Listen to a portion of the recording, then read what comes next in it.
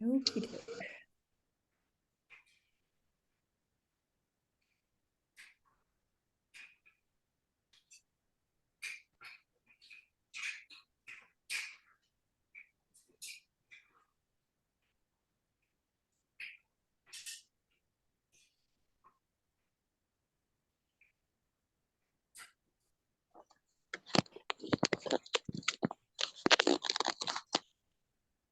Okie doke. Can everyone see my screen now?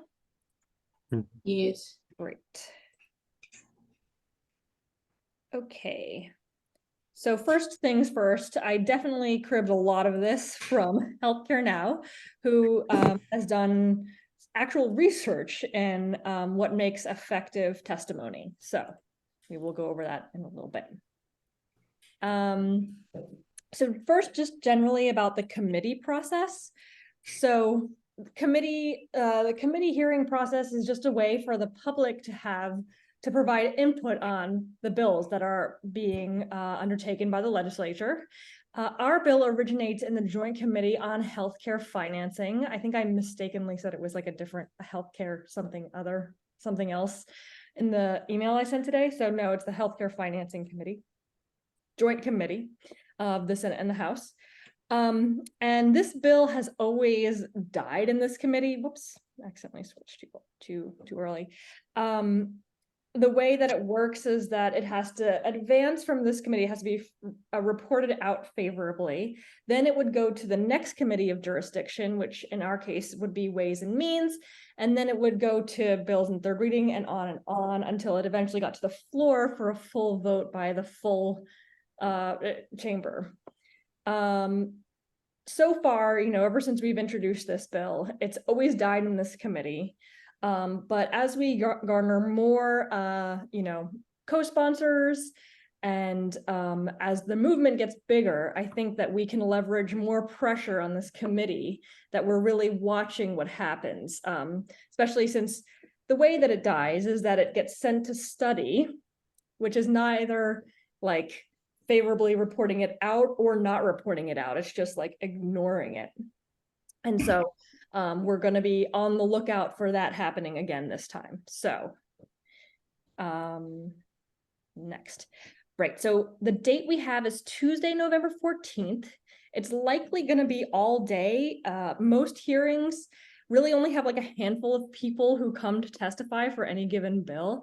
We typically actually bring quite a lot of people to testify for this bill. So they do typically allot us a large amount of time to testify.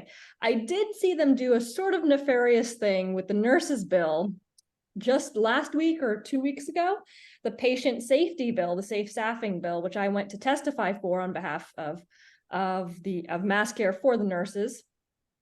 And they called up about 6 or 7 people to testify, and then they were like, sorry, we're out of time to testify for this bill. So all the other people who showed up who wanted to testify for it did not get a chance to testify. Now, hopefully they will not do that to us. But I was concerned by that.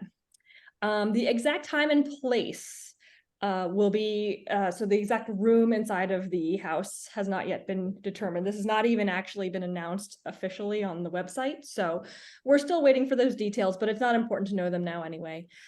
This is, by the way, all this information is also on this like really exhaustive overview of the process, as well as sort of like notes on how to do your written testimony, which John actually put together. And John, would you just throw that in the chat so people can have that? Thank you. Stephanie, what I'm going to put in the chat is just about testifying, about how to write. Mm-hmm. And the rest of that information I'll send to people. Okay. But of course, we have to know who's here.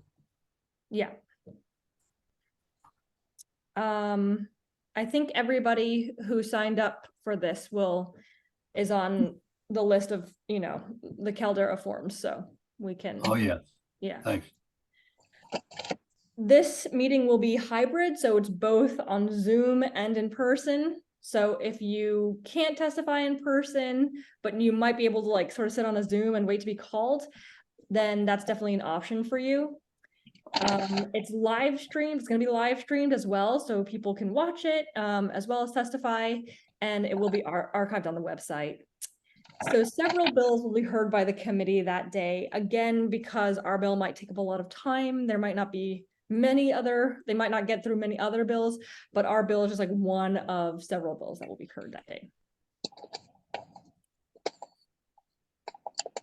So there are 3 ways to testify. There's submitting written testimony, which has no like word count necessarily. So you can make it as long as you want, but I would really recommend not making it longer than page and a half, because it's going to be easy for legislators on this committee, I think, to tune any given written testimony out at least. And then on Zoom and in person, the time limit is the same, so 3 minutes. You must register if you're testifying by Zoom or in person. There's no link yet to register, so this is just like a heads up, and we're going to give you a lot more information as the date nears. The deadline to register would likely be a couple days prior. And the way that oral testimony is determined, the order is first registered, first called. So, you know, we don't usually know like what the order is. People just get called up. So you kind of just have to be there for the full day, unfortunately.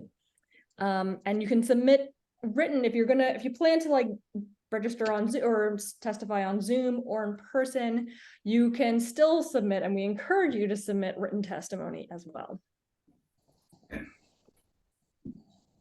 So just for the written testimony, there's no need to register, no deadline to submit, but it would make sense to I think, submit it before the hearing.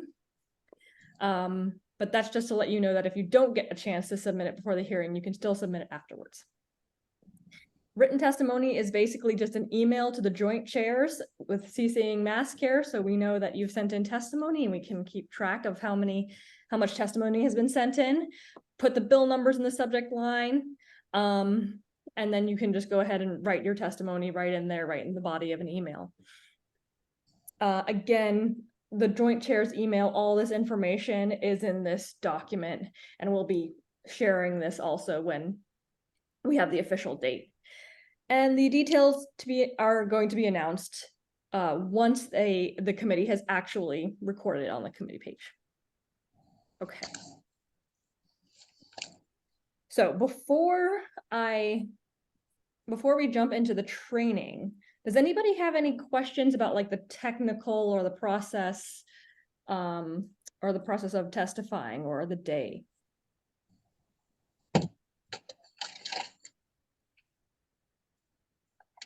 There's a question in the chat.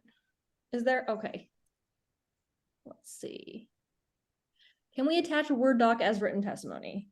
I think you probably could. I do know that there's like extra filters for the State House because they're like weird about spam and stuff. So you might, if you like make an attachment to, you might not actually get through. I think it's always better to just put things in email for that reason. Do members of the committee ever ask questions? That's a good question. If they are interested, then they will ask you questions. Sometimes they don't like what you have to say, so they don't ask you any questions and then they just dismiss you. Can there be too many of us testifying? Not at all. I think we should storm the castle, really, with like everybody that we can. I think we should pack the room. I think we should make it so that they either have to adjourn without having heard everybody. There absolutely cannot be too many of us testifying. Actually, I think that yeah. Aaron says sometimes they also talk over testifiers, which is incredibly cool. Yes, in fact, this happened when Patty was giving this really personal testimony about her own healthcare story when I was for the safe staffing bill, for the nurses safe staffing bill, and the two lead chairs of that bill were like whispering and laughing to each other during that. So that was cool. Yes. So, but just to wrap up Candace's question, I think that if we show up in force, they will understand how well organized we are, and that will be more convincing than anything else that they should pass it out of the committee, because it will show them that there's lots of eyes on this committee watching what they're doing. Are there any editors among the group that would be hip to reviewing written testimony? Asking because I sometimes need reeling in. Holly, when is that ever the case? I've never seen that before. And John immediately responds in John-like fashion, I'm available. Heather, that's Holly, Heather's sister. But yes, absolutely. Send it to me, send it to John, send it to info@masscare.org, and somebody will get back to you for sure. But maybe Heather too, yes. Shouldn't we be asking our legislators who, whoops, sorry, let's see, who have co-signed to testify? Shouldn't we be doing that? John, what do you think? Okay, so we have gotten advice from at least one senator that just takes time away from our rank and file testifiers. Mhm. And what she suggested was that when Jamie and other co-sponsors testify, that other legislators stand behind them. Mm. But I think we will talk more with Jamie about this. If this is November 14th, then our co-sponsor, our lead sponsor in the House, Lindsay Sabadosa, actually won't be in the state at that time and available to testify at all. So we have to work on that. And she's a member of the committee. She would be on the other side of the table. Yeah. Mm-hmm. So we got to figure that out. Yep. Would it be useful? Oh, go ahead. Go ahead, Barbara. Would it be useful to try and get someone like the head of the Latino caucus to testify? Yeah, As the a- Black and Latino caucus. Yeah, I mean, I think that, you know, legislators, maybe it would be helpful if we had some high-ranking legislator co-sponsors sit on a panel together or something, so that maybe they only took up 3 minutes and then they just maybe came with like a signed letter by other legislators who were co-sponsoring and saying like, we just want to testify for this bill today at the day of the hearing or something like that. Just so that like all legislators who Or at have least can be get them represented. to put in written testimony. Yeah. Help them put in written testimony. Oh yeah, that would be perfect. That'd be great. Austin? Yeah, this isn't super connected to testimony, and we can table this for now if because I don't want to distract from this. But are we going to try and plan for who if we can't fit? I'm hoping that we can recruit enough people not just to testify, but like if we recruit enough people, it would be great also to have like maybe a demonstration on the steps. Try and get some media coverage. And I'm happy to like help plan that. I just wanted to put that out there. I didn't know if that was already being discussed. Yeah, I'd love it to have like a little demo out there that really helps with media coverage. It'd be also great if we had a banner that said MassCare. So we may have to find some room in the budget for that. And to get that done, because I think it's just been too long. We only have the Healthcare Now one. We've been parading around as Healthcare Now for too long. Any other questions before I move? I just want to let you know I have to get going right now, but it was great seeing you all again, though, and it's great that we have so many people here doing this. So, and I would love to testify in person, like when we have the official date. But thank you so much. Wonderful. Thank you so much, Patrick, for joining us.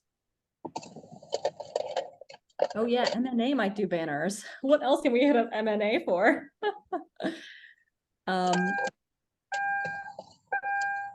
That we haven't already hit them up for. Okay, so I guess I'll just go ahead and move the agenda here. So I'm gonna try to go through some of this quickly.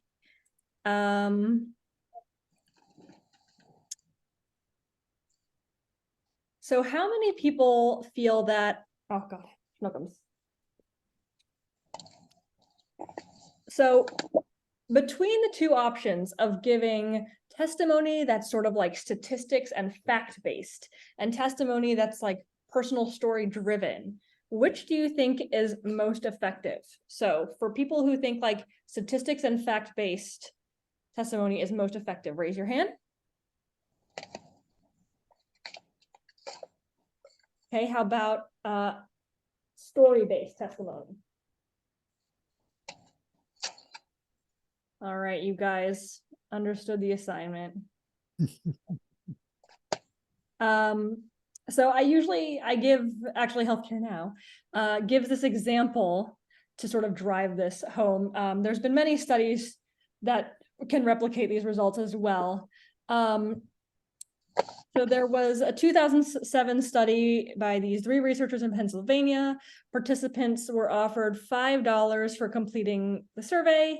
The content of the survey wasn't important. It was the experiment about what happened afterwards. So after this fake survey, each participant was given an envelope and a solicitation letter from Save the Children, given the opportunity to donate some of their $5 that they earned from completing the study to combat child hunger.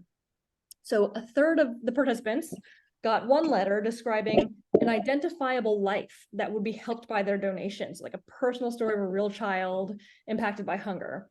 Another third of the participants got a letter describing statistical lives that would be helped by their donation, a series of like facts about the impact of child hunger on large numbers of children. And then the final third got a letter that combined a personal story with statistics. That's the identifiable with statistics in the chart shown here that you see. And the results were that the participants who got the letter that told a personal story with absolutely no statistics gave the most money to charity. And I thought that was really interesting, because for me, I would have thought it would be like the third one, right? The third bucket, the identifiable, but with statistics. And I can't remember what the concept for this is, but it's like, and our brains are wired such that like we can be easily overwhelmed by like abstract concepts of people. So we're just like wired to understand better like one person and one story. So the takeaway here is that storytelling is more powerful than facts. So now I have data to show that storytelling is more important.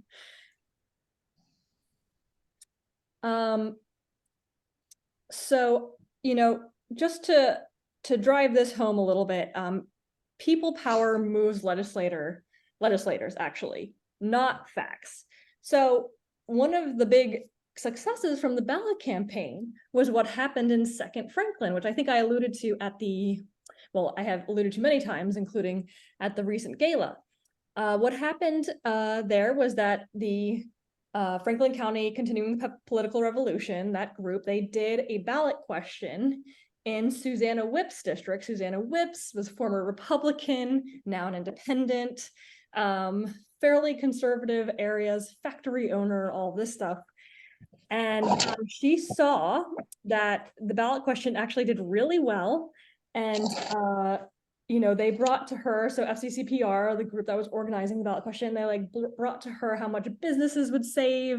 I think they had some like municipal data, like all this stuff. And she looked at that and she said, this works, I'm gonna sign on. It was like a perfect example of how things are supposed to work, right? We present information and then that information gets absorbed and the legislator makes the right choice, right?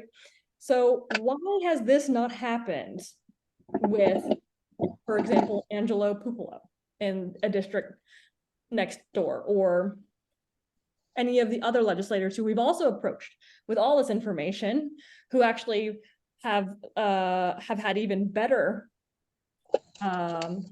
results in their district than what happened in Second Franklin. So why did that not happen?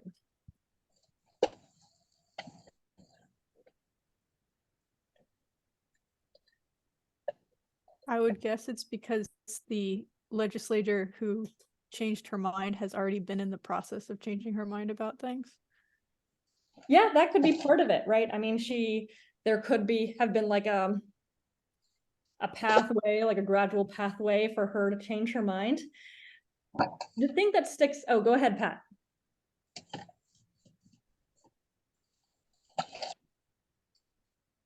maybe Pat doesn't actually want to talk. I'm not sure. Does anybody else want to take a guess?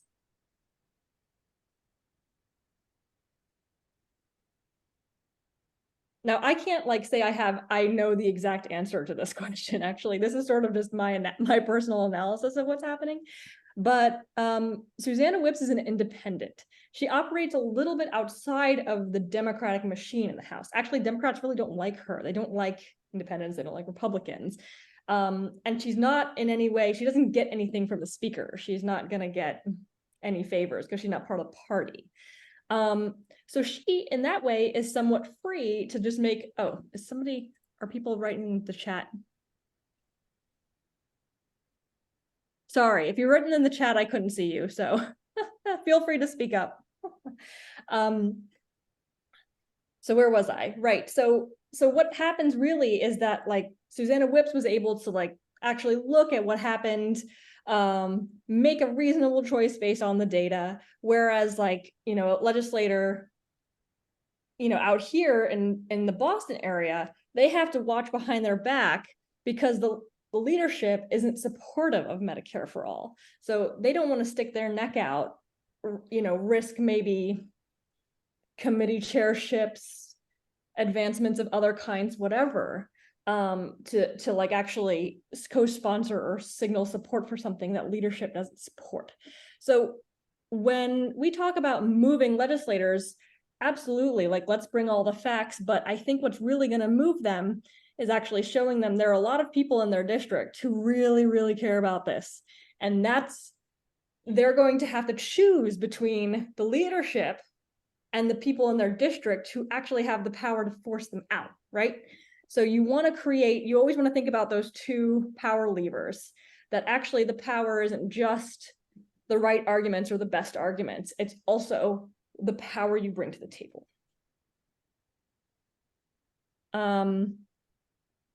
Another thing is that every year when we do this, or every other year, legislators are basically attacked to death with statistics. It's going to happen again this year. You know, no matter what, people will show up and talk about how we're the only industrialized country in the world that doesn't have healthcare, which is all extremely important and actually polls very well as a reason to support Medicare for all, but it will be given many, many times over the course of the day, including by Jerry Friedman, who gives the like OG report on these statistics that are so important. So stories move people and stay with people. I actually, whenever I watch this testimony, I actually can see when someone's giving a powerful story that Cindy Friedman's face is like furrowing. I can see it's like really registering with her when people actually are telling stories that are like engaging. And of course they can't argue with your life experience. They'll try to like explain you and argue away like why we can't do Medicare for all in Massachusetts or whatever. But, you know, and this is going to the next point, like when you bring your experience of the healthcare system in Massachusetts, you're telling them, you're the people in power. This is a crisis we're experiencing. It's your job to fix it. This is not just about like, we're going to save money or we're going to do this or whatever. This is about like a crisis that they need to be accountable to us for. And, you know, putting yourself out there to show what you're going through as a constituent and asking them to fix it is exactly what the whole process of, you know, approaching your legislator should be. So a good personal story sort of lets your audience understand why you're called to take action on Medicare for all. It paints a picture of what the healthcare experience in the Commonwealth is like from the patient, provider, or business owner perspective. And it eventually connects the dots to a Medicare for all system. So this is just what the structure of your testimony is going to look like. First thing, introduce yourself to the committee chairs, your name, city, town, any other affiliations. Strong opening statement. This is probably going to be sort of the same for everybody, and we're actually going to put in the chat in a minute sort of like an opening statement that you can use, and it's fine. You just name the bills and you name your support of them and that you want them to be reported favorably out. Then 3, you tell your personal story about how you came to the Medicare for All movement, why healthcare, why Medicare for All is important to you. And then you bring that back around to your support of the bill. And this is why I ask you to report favorably out H1239. Okay. So when you're crafting your healthcare story, I know a lot of people feel like they don't have a good healthcare story, or that they have like a really sort of more like a values driven reason for why they support Medicare for All. But I guarantee you, if like you're on this call, then you have a personal story about Medicare for All. You're not on the climate change testimony, you know, whatever day. You may also be doing that, and you may also have a personal story about that. But today, you are learning how to give testimony for Medicare for All. So it obviously is very important to all of you on a personal level, right? So I would say, think about your experiences like with the healthcare system. How have you been affected as a parent by the healthcare system? How have you been affected as a provider, as a worker, as a person of faith, as a young person? Think through, you know, maybe like things you've seen your family, your friends go through, your neighbors, like choices you've had to make about economics or care. It could also be a positive experience with a different healthcare system. One of the stories I tell about how I came to the Medicare for All movement is that when I went to Japan, when I was 25, and this was before Obamacare and all that stuff, and I had a pre-existing condition. When I, went to register at the office, I guess, the municipal office there in Tokyo, I was asked if I needed health insurance. Health insurance had been something I had struggled with through college, through my adult life, not being able to get because I had a pre-existing condition. And then when I finally got a job that gave me health insurance, the insurance was so bad I couldn't even use it. So this sort of like granting of this public insurance, it felt like this weight off of me, like that I didn't even know I was carrying this weight around of like not being able to afford my medications and my asthma medications and everything. And that for me is like, why, when I realized that I'd had a right to healthcare that had been violated. So, it could be like a positive experience actually that you have. So I guess the first question I want to ask is, how many people immediately know which direction their personal story would go in if they had to like write it out right now? I do. Nice. See some hands raised. I think I do. I think. Great. See Eliza raising her hand. Holly, Bob, yep. Wonderful. David, yep. Okay. How many people feel like they're not quite sure yet where they would go with their personal story?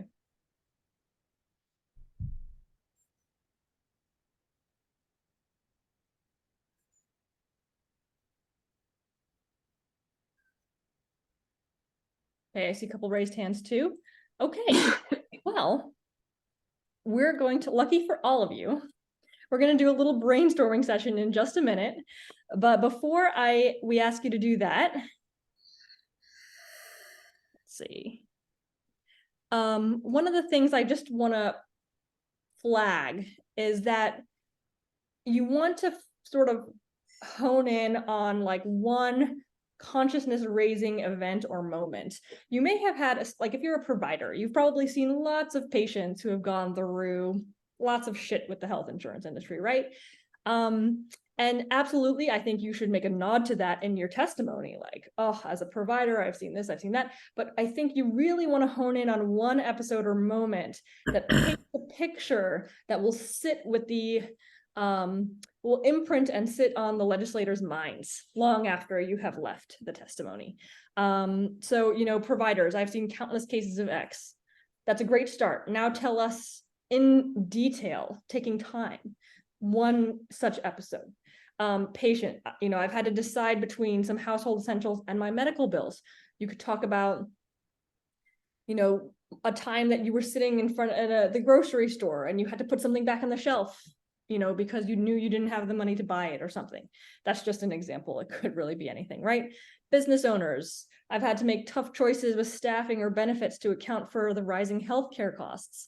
That's a great way to start. One of the things I remember most about the Fix-It movie wasn't necessarily the business owner talking about like, oh, I saw my like employees struggling with medical care. It was actually the interview they did with one of the employees who talked about going bankrupt.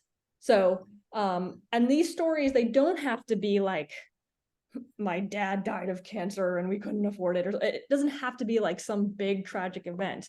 It can just be all the little myriad ways, right, that this healthcare system is undignified and creates indignities for us. So, oops, did I go backwards? Okay, so now I want you all to spend, this is an interactive workshop, 5 minutes brainstorming. Whoops. Did I need to get a better control of my mouse? 5 minutes brainstorming like either what direction you think you would want your story to go in, maybe just like workshopping a couple different angles, or if you already know sort of like the choice point that you have, then you can sort of try to flesh out some of the details about that. I love that Vera is writing away. I can see her on the screen.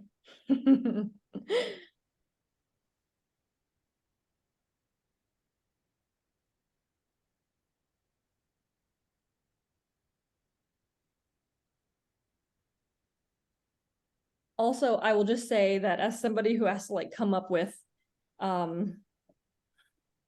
subject lines and other various forms of copy in my work, it is very helpful to actually just like write without editing, just get ideas on paper without actually stopping to think, oh, is this a good idea? Just letting it flow, because the editing process and the creative process are different. So I would say just write, even if you're not sure that the thing that you're thinking about is a good idea, just to get things moving. I'd better see all of you writing.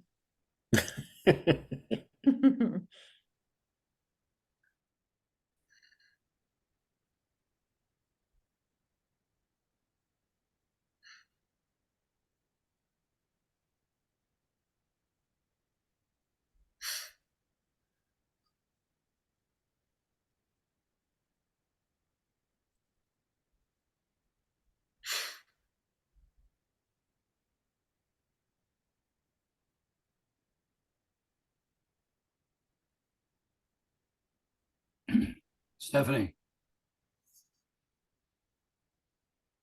Stephanie, when do you want that pasted in?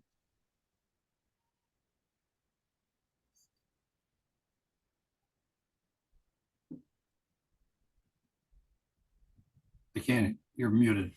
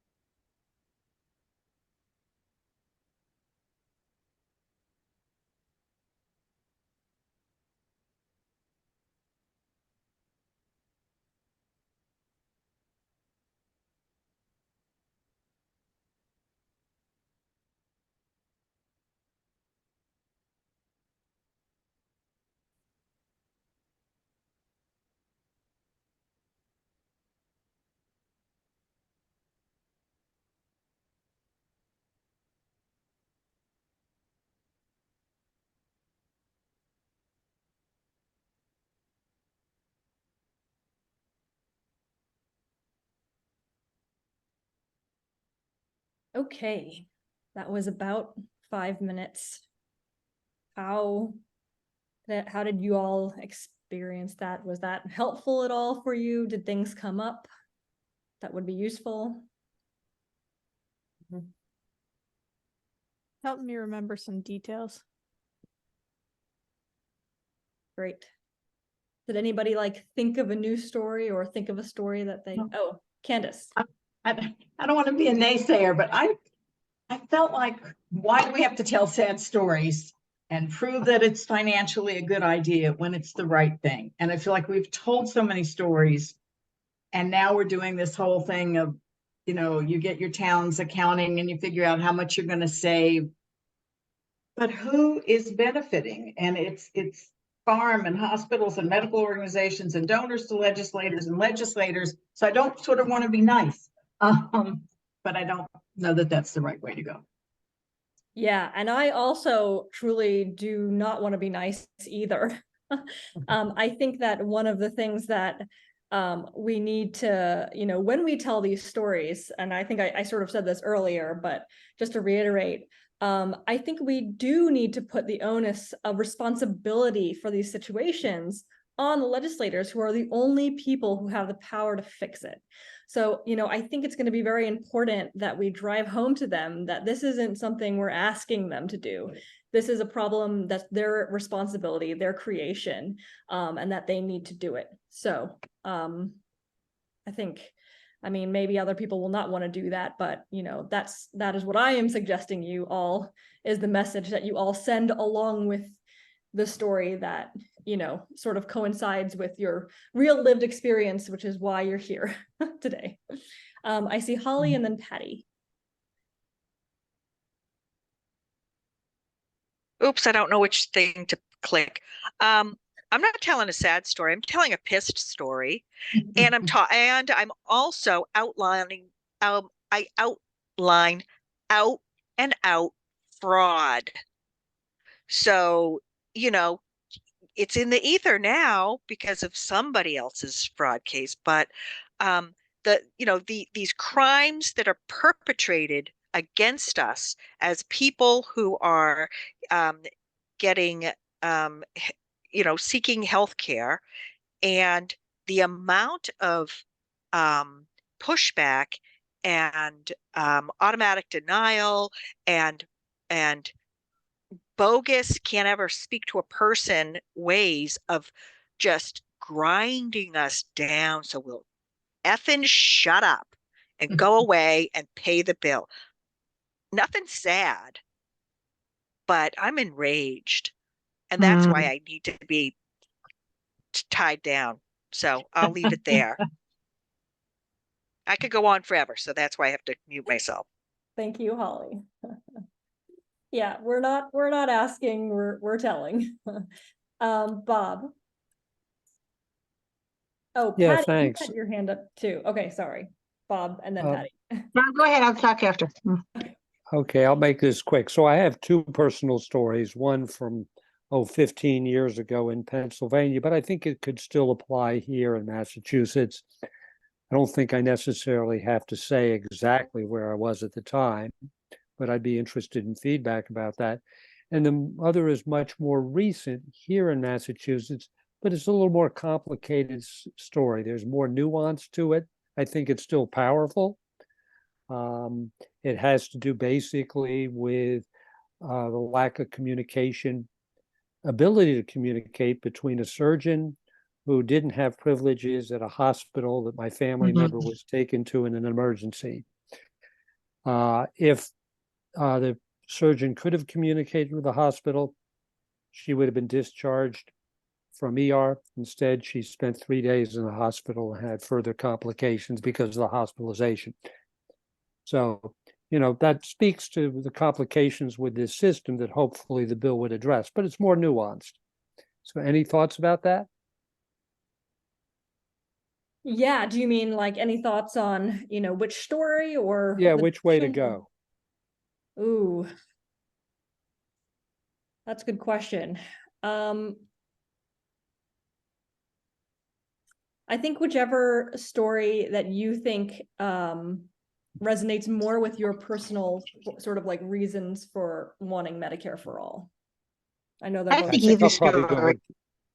I think I'll go with the first story. It's a little more clear cut, and I think everybody can kind of relate to it. So thank you. Thanks, Bob. Patty and then Austin.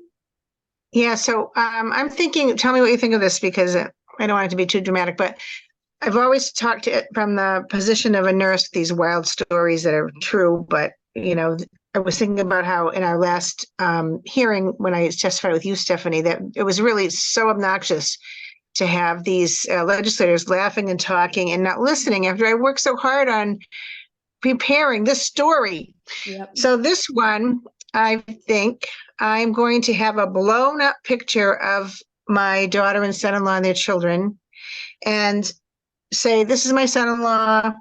He's a dad, he's a worker, he's a taxpayer, he's all these things. And he developed a life-threatening disease. And this is the way society treats him. He's in medical debt.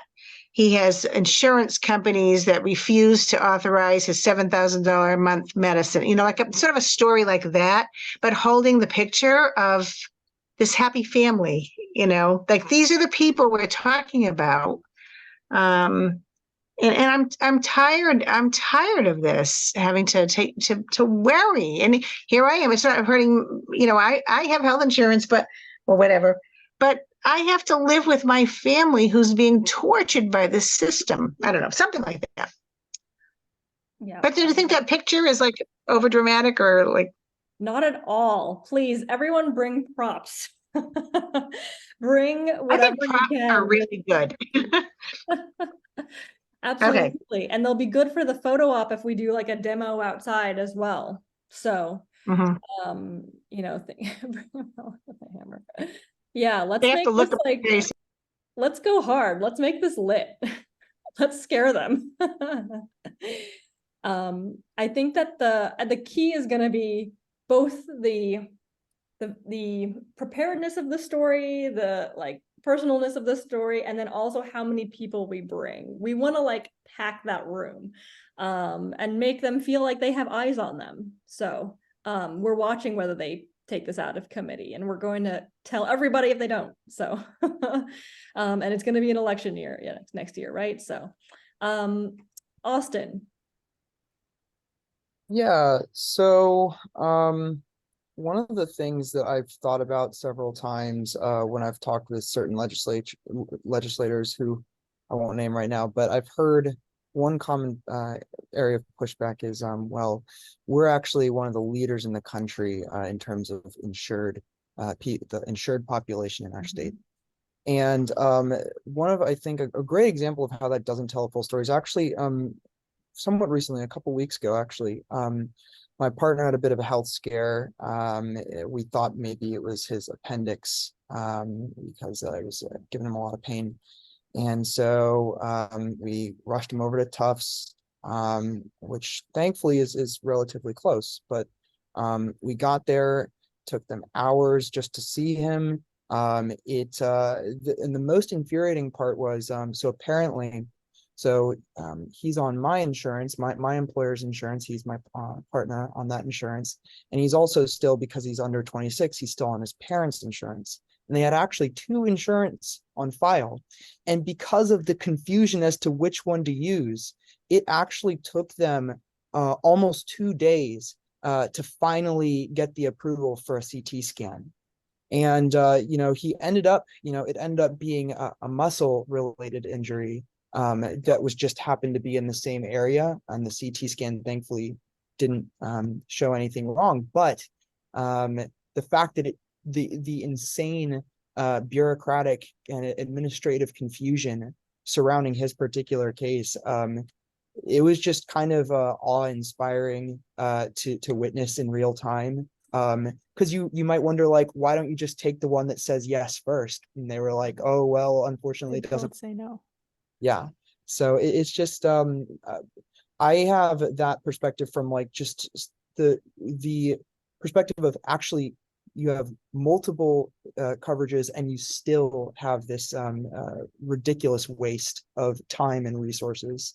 So Yeah, well, that's an infuriating story, Austin. Thank you for sharing. Yeah, and I'm just realizing that, of course, I've misestimated how much time this would take.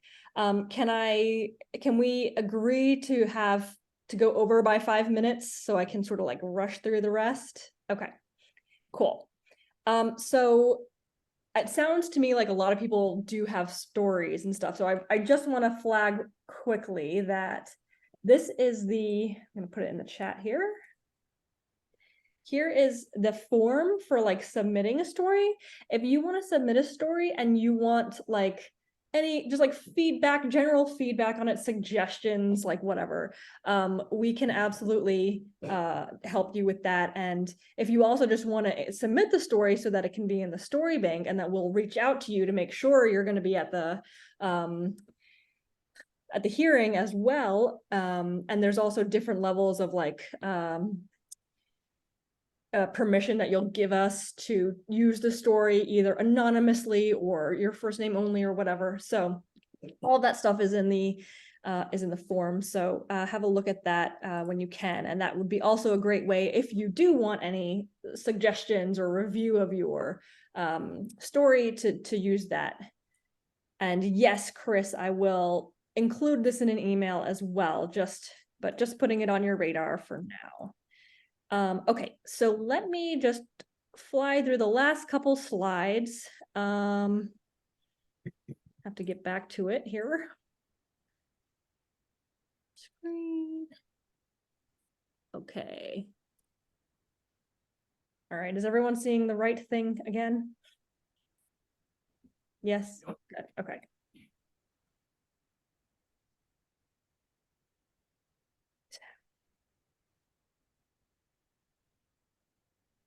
Okay, so quickly, just a couple, oh, it's not changing. There we go. A couple pitfalls I see when I see stories. So sometimes we describe our challenge or like the choice that we made when we knew we needed to get into the Medicare for All movement and why, sort of like in general terms, instead of choosing that one particular moment at a specific time in a specific place with nameable people present to bring the challenge we faced or the choice we made to life, painting a vivid picture of that moment, including how you felt about it at the time. So like talking about your feelings, what was said out loud, if appropriate. So sort of like really reliving the events and what was going through your mind.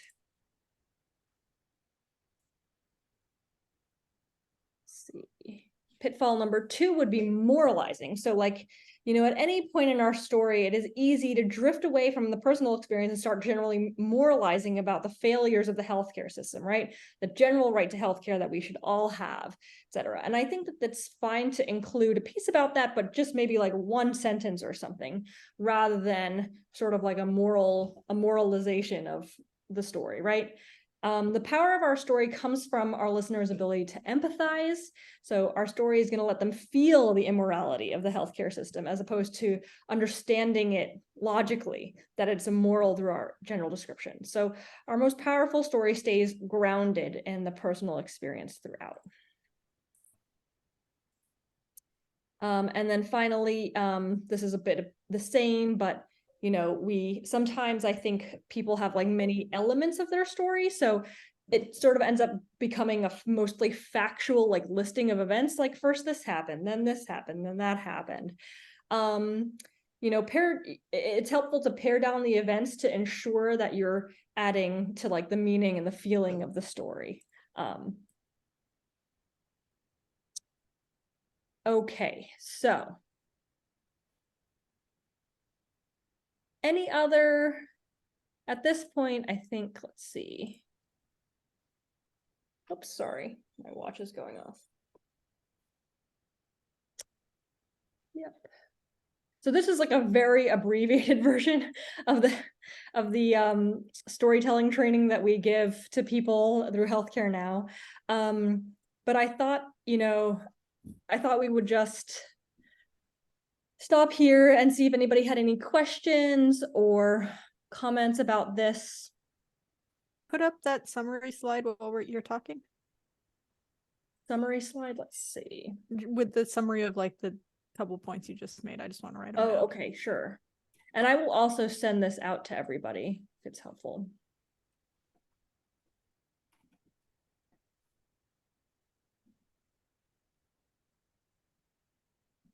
Bruce. Oops, that's not right.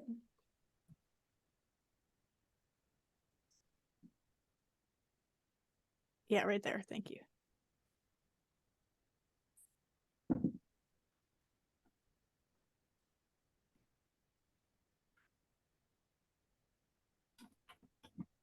Hey. And I'm also happy to, I just want to remind people that, you know, you may not feel like you have a story right now. If you've been talking about Medicare for All through the frame of statistics and like rights and all of that stuff, I think that's something I realized I was doing actually, because it's one of the like ways in which we're institutionalized to feel that those are the things that matter, right? That statistics matter and data and facts and everything, but we actually are moved to act based off of our moral experiences and the feeling of community and the feelings that our community's rights or dignity is being violated, right? So I think it's just important to sort of pull all of that back and think about why you care so much about Medicare for All.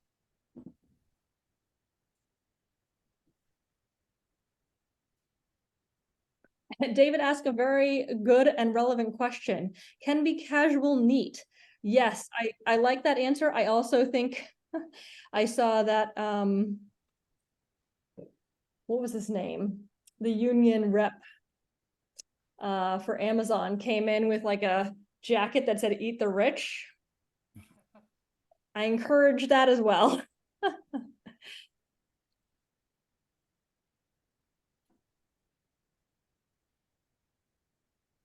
But you can also be casual neat if you want. Thank you, Patty. Okay, I have a quick question. Yes. If there is another instance of legislators doing their snickering and side talking, is there anybody who will be in that room who will tell them to F and shut up and pay attention? I I'm not going to actually be in person, so you know, you don't have to worry about me doing that. But or slamming a shoe down on a table. Just asking. I think if they do it during my testimony, I'm just gonna like slowly raise my voice to a higher and higher level until they stop. But I also think that, you know, we can agree among ourselves that if this happens and that we're like the next person to be called, we can say like, I hope that you respectfully listen to us. You know, I think it would be fair to say that. Are we sitting when we're giving testimony? Yeah. So one technique is to stand and pause while people finish. Mhm. There really is no prohibition against standing, I think. They have like I little tables didn't and stand I this time. yeah. After how I was treated at the last one, I'm gonna have that big picture and I'm gonna stand up and I think, you know, you don't notice when you're testifying, when you're the person speaking, often you don't really notice that people are snickering and not paying attention or getting up and walking around. So it is helpful if the person testifying with you can ask for respectful listening to your partner who's testifying. I think it's about time because they are incredibly rude to the public during these during these hearings. It's astounding to me. Yep. This is a larger problem with the legislature that, you know, we hope to address. I mean, I think MassCare has some ideas for how we want to make waves next year that we haven't fully, you know, had a strategy session about yet, but thinking about, you know, just the general disinterest of the legislature and the public and how we can start to shake that up a little bit. I think that that is something that's definitely on MassCare's radar, for sure. Definitely my radar. Erin, and then I'll close for you guys. When I was at the Cherish Act hearing a few weeks ago, they did a really great job packing the auditorium with educators and people all in the same like t-shirts and everything like that. So is there going to be like a kind of visual like merch or like a color roll wearing? And then my second question, this is kind of not, I don't think this is super typical, but everyone kind of applauded and like whooped in between all of the testimony, which I thought was like actually like really, really sick and like really like showed solidarity, but it does take more time. So I was just curious if like we were planning on doing kind of like either of those. Yeah, okay, great points. So first, MassCare, we do not actually have our own t-shirts, but a lot of our people have the Healthcare Now t-shirts. So, and Healthcare Now is willing to give us like a discount on those shirts, especially for events like the hearing and stuff. So we'll probably, I mean, if everyone's okay with the Healthcare Now shirt, it says healthcare is a human right in like big letters on the back. So it's like a good shirt to wear. Then we might try to push that and ask everybody to show up in that shirt. So I guess that's the first answer. Anybody share how you feel about that? And then this, what was the second? Oh yeah, crowd feedback between testifiers. I love that idea personally. Have not discussed it, but I think, what do you all think about that? I think she said it. It comes out of your 3 minutes. Unless it's a single word that everybody says simultaneously, and I would recommend listen. Or here. I do like the enthusiasm. I think that if you finish, you know, at like the end of your 3 minutes and then there's like some applause, then they're not going to like immediately start the next person. So it does take out of like the overall time we have to give testimony.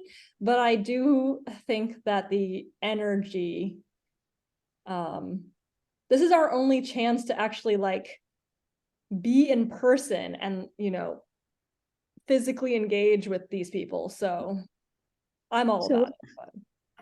I think sometimes the moderator asks people not to respond because a lot of us would like to hiss if the insurance companies testify against it. So they ask us to not have a response either way. I've heard that. Are we going to be asked not to hiss at the insurance companies? Yes, we probably will. Well, that's wild. A lot of us would love to do that. Yeah. But I think just keeping it simple is a good idea, not going either way, letting the power of our words to do the convincing and the telling is fine. Yeah. Well, great. Thank you everybody for being here today. Sorry to keep you over. Next meeting is going to be like early November, like the next Go committee meeting is going to be early November. We'll probably be talking about last minute arrangements, maybe if we're going to be doing like a demo or something like that. So please come to the next meeting, first Tuesday of November, from 5 to 6. And in the meantime, please remember to submit your story, or if you want to work with us on it, reach out to us as well. That's okay. I'll send an email to you, so don't worry about like taking down anything. And then finally, we're trying to raise money for, we're trying to raise 1,200. We almost hit 9,000 on the gala, and our fundraising goal was 10,000. So if you have any resources to spare, please donate so that we can end the year strong. So, and thank you also for everybody who's already given. Many of you here on this have already given. So thank you, Barbara. Thank you, everybody. Thank you. Thank you.